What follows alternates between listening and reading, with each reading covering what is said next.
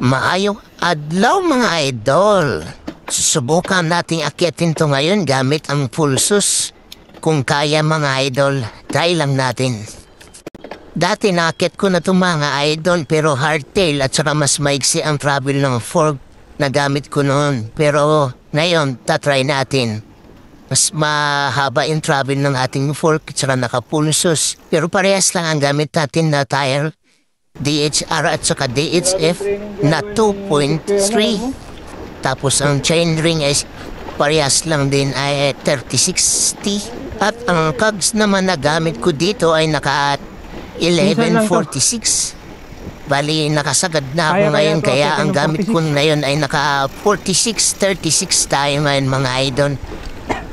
So tatry natin mga idol. Try lang natin kung kaya.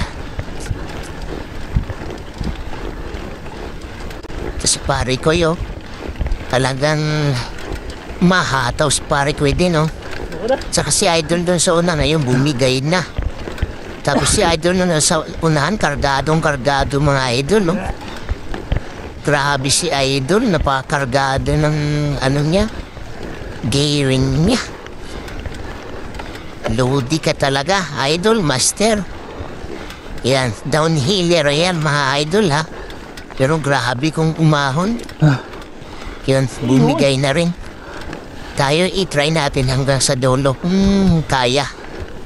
Yan, malapit-lapit na tayo mga idol. Daw, hininga na tayo. Hindi ito. Pero mukhang kaya naman idol.